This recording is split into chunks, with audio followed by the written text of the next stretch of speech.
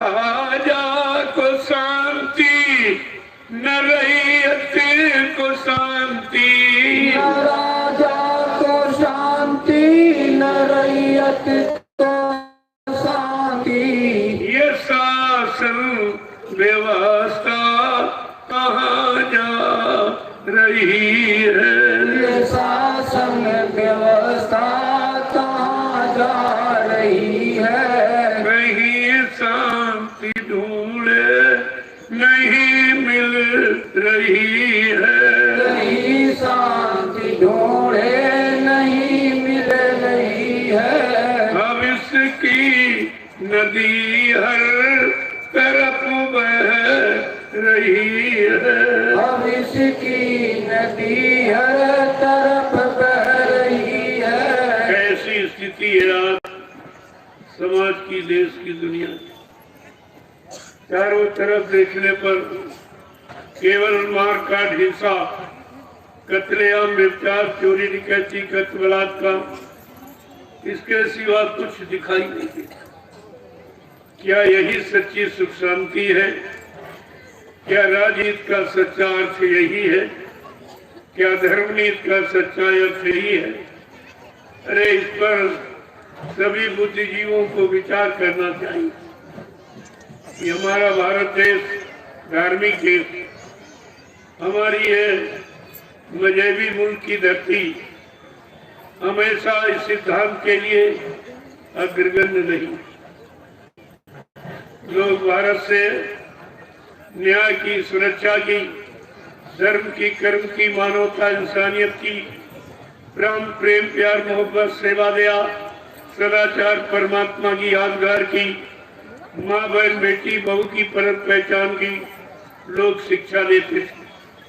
क्योंकि भारत देश योग भूमि है। दुनिया के जितने देश भारत को छोड़कर सब भोग भूमि के नाम से जाने जा रहे, लेकिन भारत देश योग भूमि के नाम से जाना जाता। ऐसी योग भूमि पर हमने अपने पाश्चात्य देशों की भोगों की नकल की।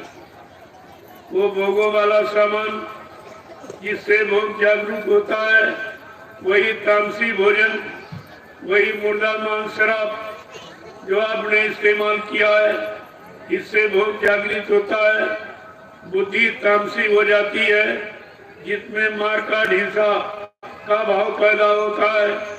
आपने उसकी नकल किया और अपने धार्मिक धरती का शाकाहार, सात्विक आहार आपने खत्म कर दिया। परेशानी का पहला कारण ये, क्यों? सिद्धांत क्या कहता है? जैसा करो आहार वैसे बने विचार। जैसा आप आहार माने भोजन करोगे वैसा ही आपको विचार पैदा होगा। जैसा खाओ अन्न वैसा बने तन मन, जैसा पीवो पानी वैसी होवे वाणी। हमारे धार्मिक देश, मजहबी मुल्क के लिए ये सिद्धांत कानून लागू है। जब तक इस पर आकर नहीं खड़े होगे, कोई भी माई का लाल इस धार्मिक धरा पर धर्म की स्थापना, मानवता, इंसानियत की स्थापना, प्रेम, प्यार, मोहब्बत की स्थापना नहीं कर सकता। ये काम असंभव है। और आपने देखा कितना जोर लगा लिया लेकिन कुछ नहीं कर पाए। बाबा जी ने पहले ही कहा था इशारे में, जोर लगा ले अहले जमाने, तू कब तक जोर लगाएगा? जग में चले गुरुदेव का झंडा लहर लहर लहराएगा। ये चैलेंज है, ये इंकलाब है, इसे कोई मिटा नहीं सकता। और जय गुरुदेव प्रभु नाम के झंडे को कोई झुका नहीं सकता। ये दोनों चीजें आपके सामने चैलेंज के रूप में कही जा रही। ये कोठरी में बैठ के नहीं, चौड़े मैदान में, और सबको सुनाया जा रहा कि हिंद देश के वासी इसे सुन लो और तुम्हें समझना पड़ेगा इस हिंद देश की लाज तुमको रखनी है।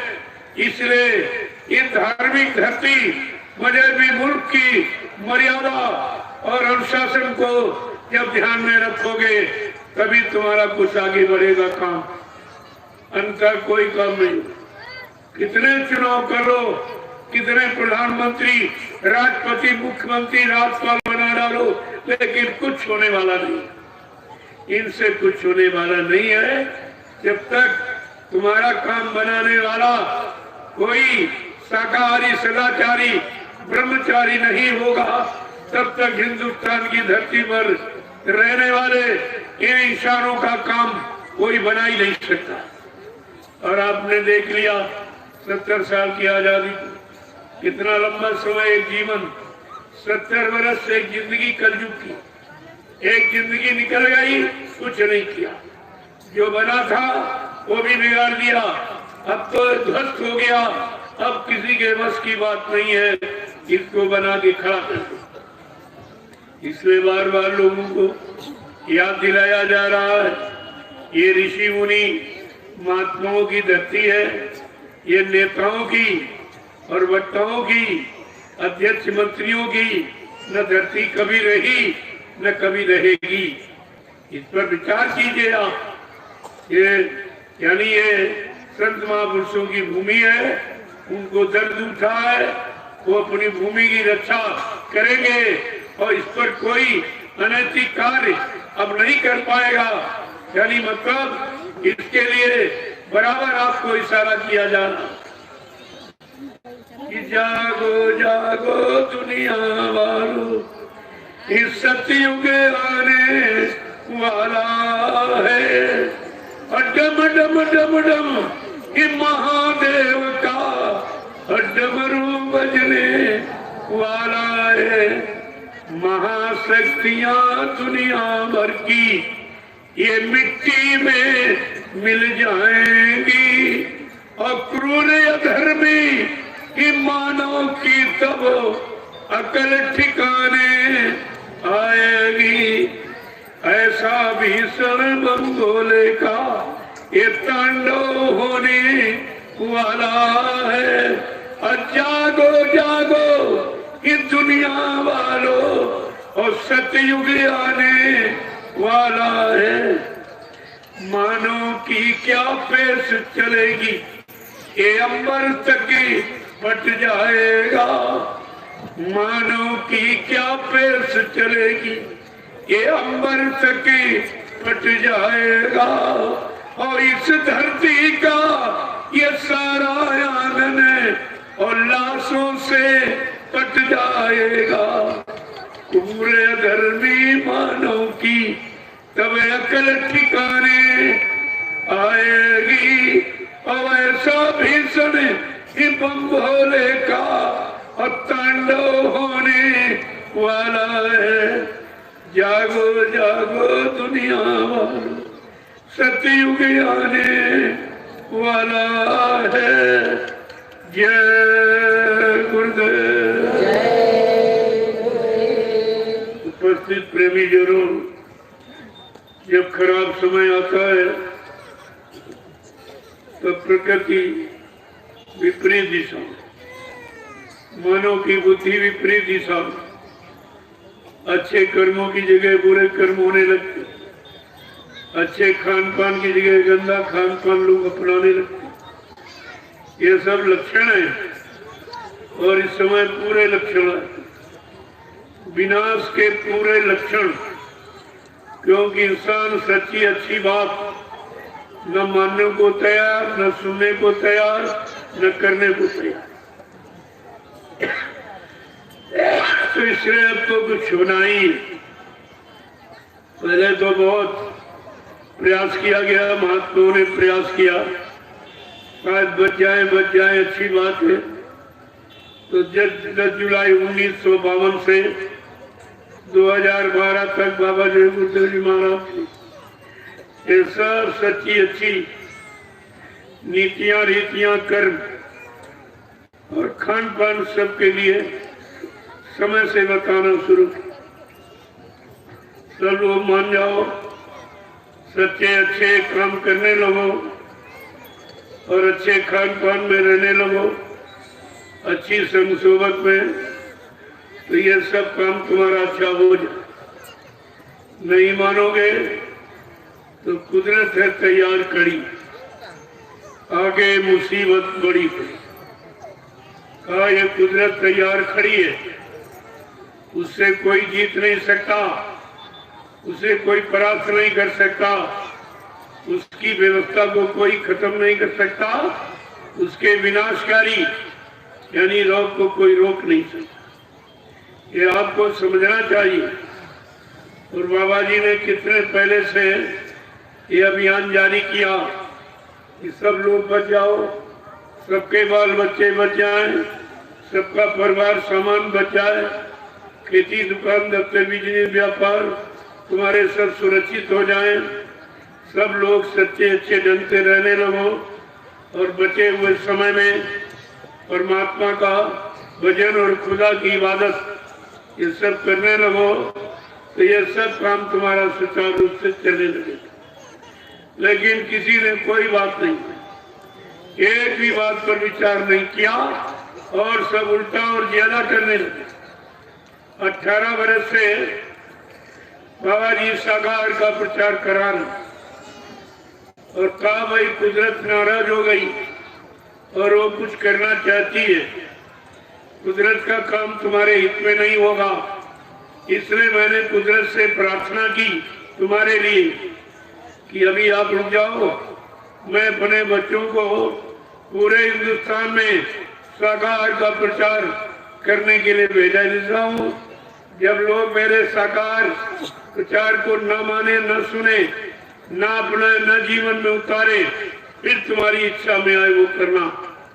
जब लोगों ने इसे नहीं माना और ज्यादा तरीके से शासन ने एकदम छूट दे दी, लाइसेंस बांट दिए कि चाहे जितना मुर्गा काटो, चाहे मछली काटो, चाहे जितने अंडे फोड़ो, चाहे जितने बकरे मारो, चाहे जितने गर्भपात करके मासूम बच्चों की हिंसा और हत्या करो, ये सब ऐलान हो गया, तब समझ लो आप कि मुसीबत का समय आ गया। जब राजा की बुद्धि खराब हो जाए तो विनाश का समय आ गया। जब राजा हिरण्यकश्यप की बुद्धि सतयुग में खराब हुई और सच्ची अच्छी बात अपने बेटे की नहीं माननी तैयार किया तो विनाश हुआ। त्रेता में राजा रावण जो सबसे बड़ा ज्ञानी ध्यानी विज्ञानी था अपने समय का, उत्तम कुल कुलस्थ करनाती, शिव विरंच पूजे वो महती, इतना बड़ा अच्छा कुलीन ब्राह्मण ब्रह्मा विष्णु महादेव को जिसने अपनी तपस्या और प्रार्थना अर्चना से अपने भक्त में कर लिया था, लेकिन जब उसकी बुद्धि खराब हो गई, अच्छी बात नहीं मानने लगा, धर्म की बात नहीं सुनने लगा और सब तरफ से यानी हिंसा और पाप करने लगा, माँ बहन बेटियों की पहचान भूल गया, तो विनाश हो गया। लोगों ने बताया, मंत्रियों ने समझाया, सबने सुझाव दिया, लेकिन वो नहीं माना। क्यों? विनाशकारी विपरीत बुद्धि। जब जिनका विनाश होने को होता है तो उनकी बुद्धि विपरीत दिशा में ही काम करती।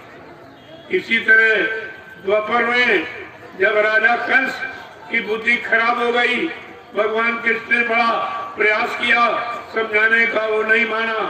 जब भगवान की बात नहीं माना तो क्या हुआ? विनाश।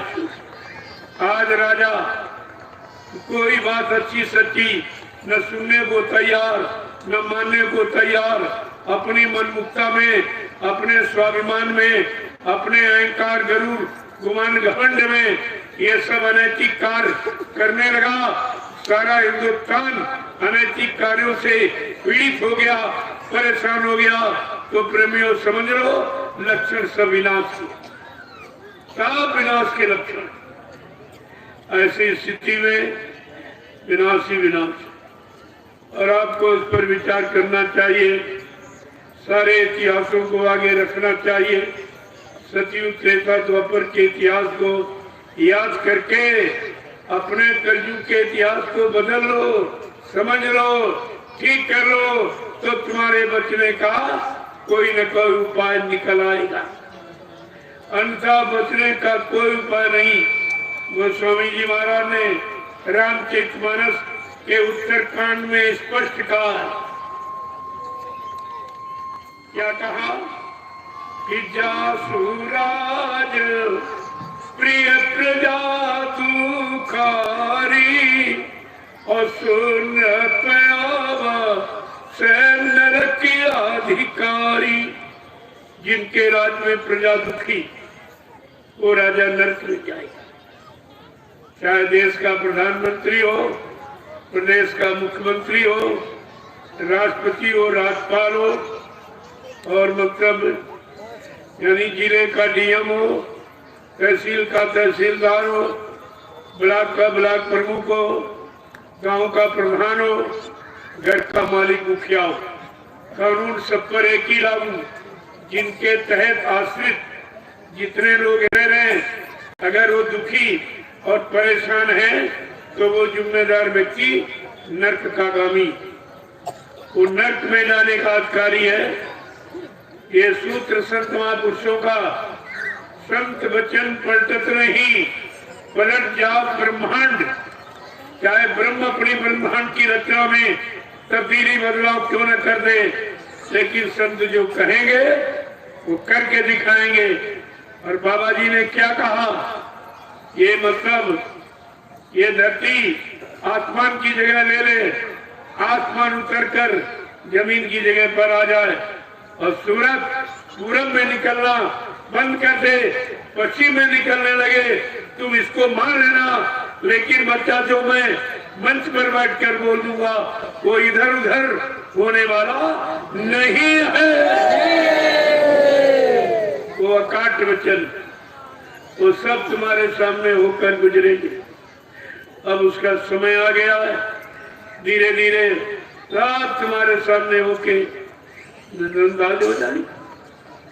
आप थोड़ा इंतजार करिए, बहुत जल्दी ही व्यवस्था बदलने में।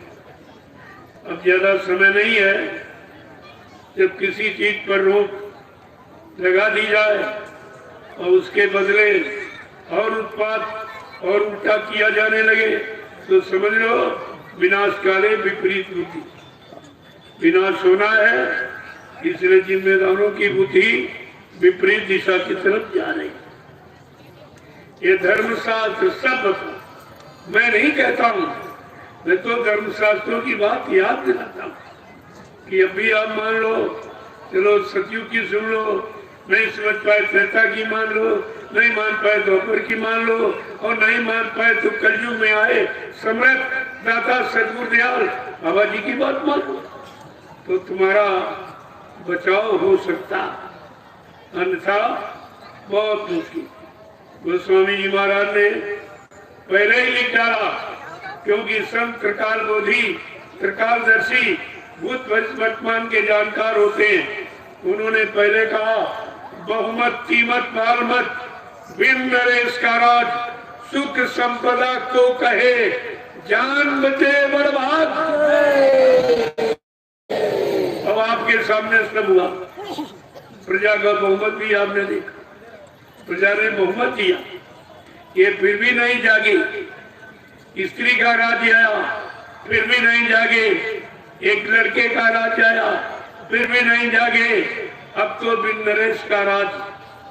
कैसा कि सरकार के पास कोई सरकारी विभाग ही नहीं, तो सरकार ही खत्म हो गई। जब सरकार के पास कोई सरकारी विभाग नहीं तो सरकार कहाँ रही? आप विचार कीजिए। ये गोस्वामी जी महाराज की युक्ति बिल्कुल सत्य यानी 100% लागू है कि अब राजा नहीं है, बिन नरेश का राज है। ऐ भारत की प्रजा, जब बिन नरेश का राज हो जाए तो समझ लो सुख संपदा को कहे जान बचे बर्बाद। सुख और समृद्धि तुम भूल जाओ, तुम्हारी सबकी जान बच जाए, यही बहुत। अब आपके लिए यही बहुत। एक वचन आप रामचरितमानस के उत्तरकांड को उठा कर देखिए, सारी सच्चाई तुम्हारे सामने आके खड़ी हो जाएगी। उसे देखिए आप और समझिए। इसलिए मैं बार बार उसी तरफ इशारा कर रहा हूँ कि जिससे बचाव हो जाए, सुरक्षा हो जाए, ये भारत की जनता का ये नरसंहार बच जाए। हम तो बचने की बात करते हैं, नहीं मानोगे तुम जानो, तुम्हारा काम जानो। लेकिन तुम ये नहीं कह सकते हो मुसलमानों की तरह कि हाय हुसैन हम ये कहने नहीं देंगे। मैंने 60 वर्ष उधर मथुरा में और इधर 9 वर्ष 10 वर्ष ये लीला के बाद आपको 70 वर्ष के बराबर यानी 69 वर्ष से बराबर आपको आगाह कर रहा हूँ, लेकिन आपकी समझ में कुछ नहीं आ रहा। बराबर जानकारी दे रहा हूँ, आपके लाभ की बात कर रहा हूँ कि तुम्हारा भी सम्मान बना रहे और भारत की जनता के प्राण बच जाए, तुम्हें सम्मान मिल जाए, इनके प्राण बच जाए। ये दोनों रास्तों की जानकारी आपको दी गई, लेकिन आपने 69 वर्षों में किसी की बात को जरा सा भी आपने ध्यान में नहीं दिया कि आखिरकार संत महापुरुष ऐसा क्यों कहते, उनको कहने की क्या जरूरत। न वो रात पाते, न धन चाहते, न पद चाहते, उनका इससे मतलब नहीं है। उनकी जीवात्मा जो मनुष्य शरीरों में है, अपनी जीवात्मा के वास्ते इस मनुष्य शरीर को बचने बचाने से रोकते कि खराब न होने, गंदा हो जाएगा, खुदा परमात्मा सजा देगा।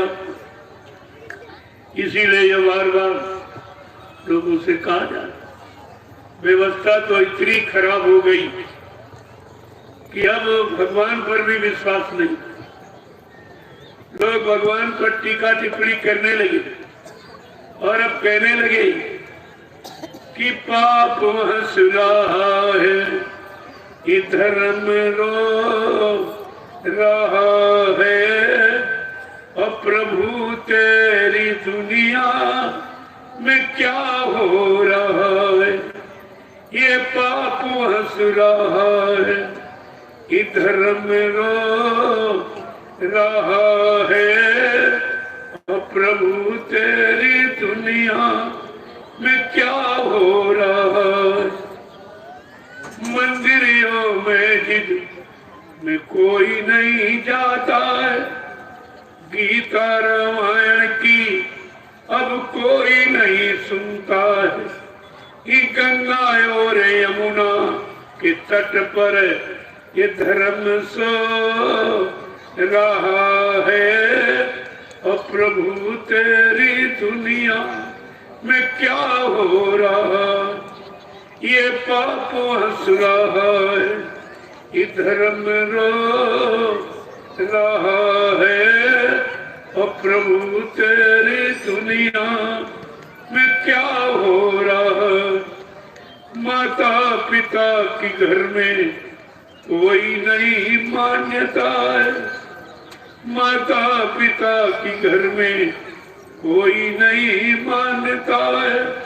अब तो हर घर में देखो नारी ही की चलता है, ये भाई और भाई का इस शत्रु हो रहा है, और प्रभु तेरी दुनिया में क्या हो रहा है।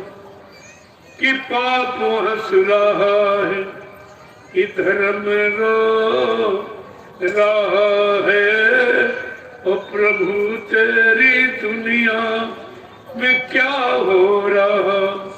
सत्यता न्याय पर अब कोई नहीं चलता है, लेकिन रामचरितमानस क्या कह रही कि शिव दधीच हरिचंद नरेशा, और सत्य वादा खिलाफी करने वाले के हाथ में नहीं पकड़ा, के हाथ नहीं पकड़ाओगे, और जो हिंसाएं हत्याएं करवाए या करे या उसका मांस खाए उसके हाथ में आप नहीं पकड़ाओगे।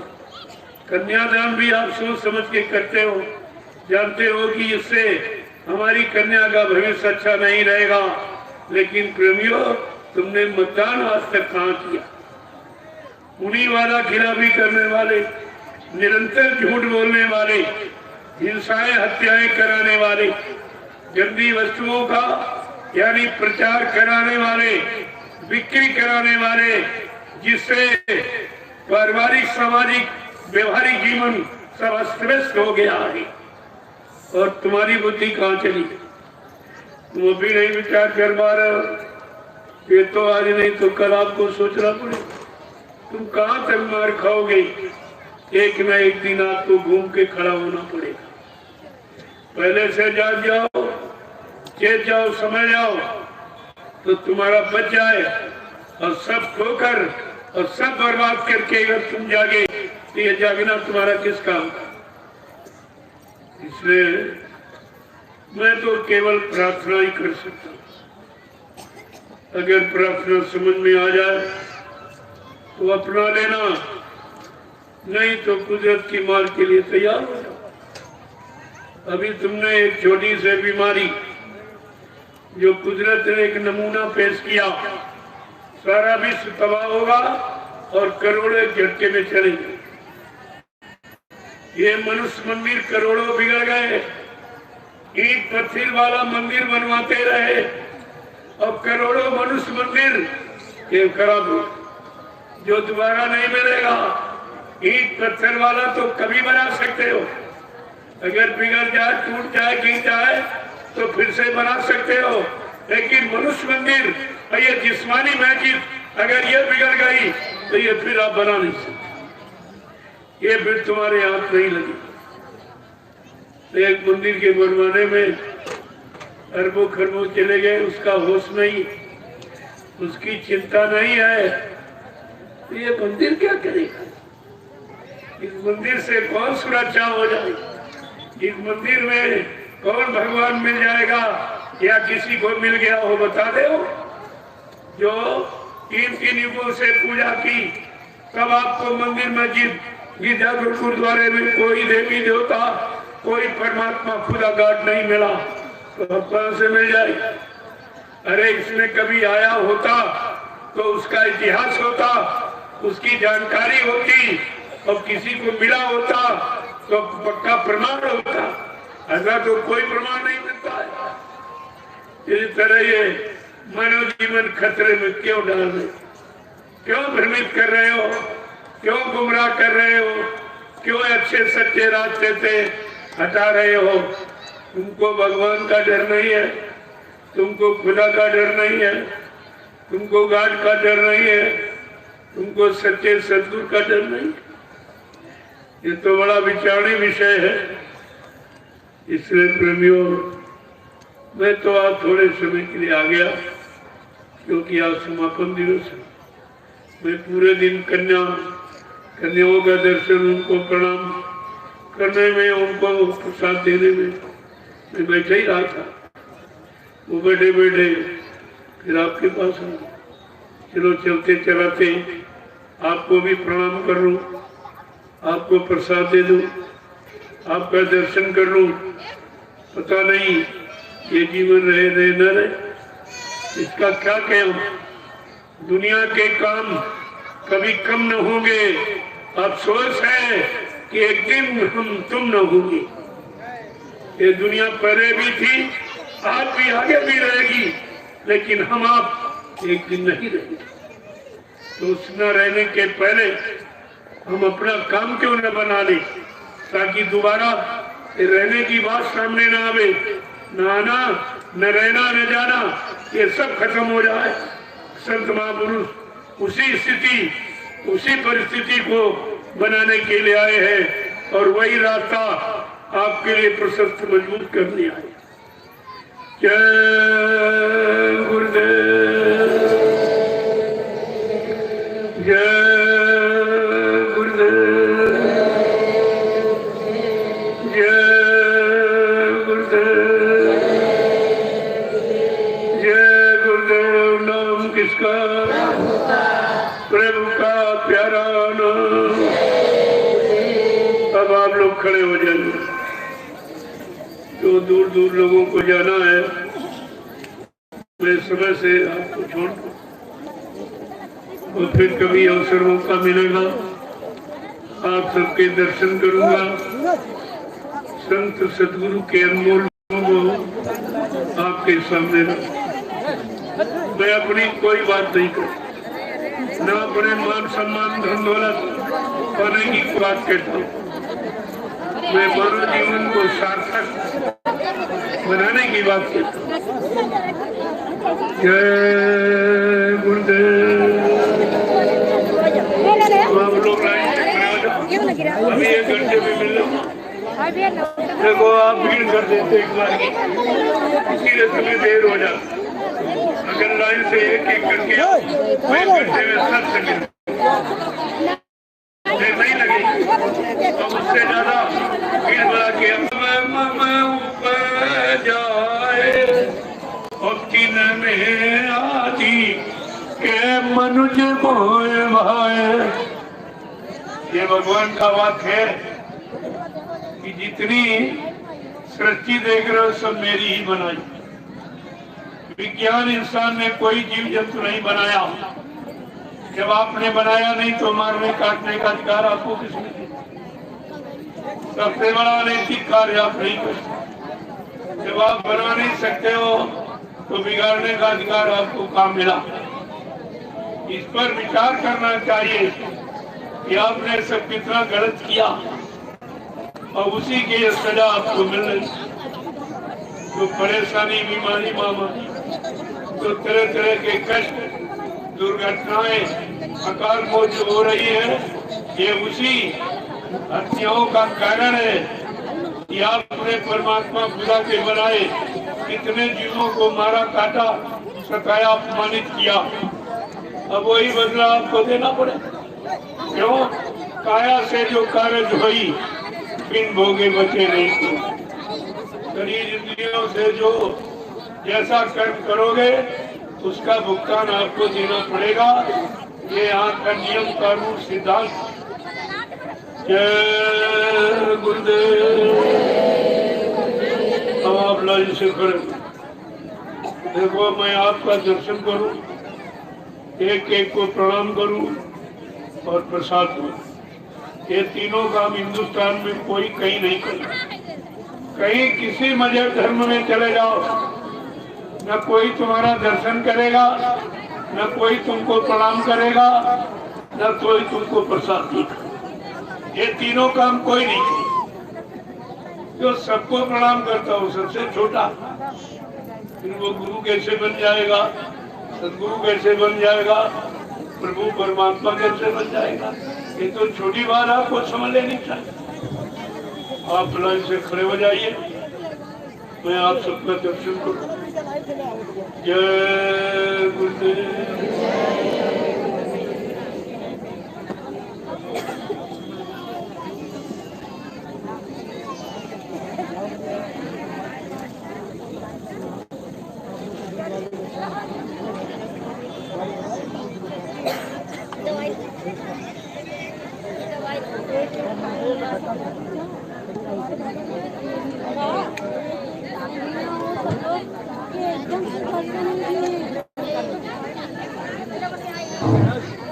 जय गुरुदेव।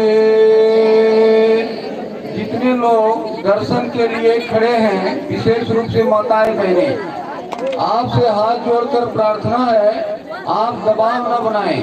जोर जबरदस्ती से, जल्दबाजी में, अफरा तफरी में जो दया आपको मिलनी चाहिए उससे आप वंचित रह जाएंगी। इसलिए आपसे हाथ जोड़कर निवेदन है, आप बड़ी शांति के साथ, शीलता, सौम्यता के साथ मालिक के सामने आप आए, आपको भरपूर दया और लाभ मिलेगा। आप जल्दबाजी बिल्कुल ना मचाइए। मात्र 1 ही घंटा लगेगा, मालिक महान का दर्शन और प्रसाद सभी प्रेमियों को मिल जाएगा। इसलिए आपसे बार बार प्रार्थना है, आप दबाव ना बनाएं, जल्दबाजी ना करें, अफरा तफरी ना मचाएं। जय गुरुदेव। सेवादार भाई लोगों से अपील है, आप बीच बीच में खड़े हो जाएं। इन प्रेमियों को समझा बुझाकर 2 लाइन आप बना लें। एक लाइन माताओं बहनों की, दूसरी लाइन पुरुषों की। 2 लाइन क्यों बनाए? ये लोग लगभग 5 लाइन में दिखाई पड़ रही है माताएं बहनें। एक ही लाइन में आपको रहना है माताओं बहनों। जय गुरुदेव। बहनों से अपील है, आप बहनों की लाइन बनवाएं। किसी में से आप सेवा का काम शुरू कर दें, जो बहनें खड़ी हैं आप इनको एक लाइन में खड़ा कर दें और पुरुष भाई लोग तो शांति के साथ खड़े हैं। जय गुरुदेव। सभी माताओं बहनों से अपील है, हाथ जोड़कर प्रार्थना है, आप जल्दबाजी बिल्कुल ना करिए। थोड़े ही समय में आपको दर्शन मिल जाएगा, प्रसाद मिल जाएगा।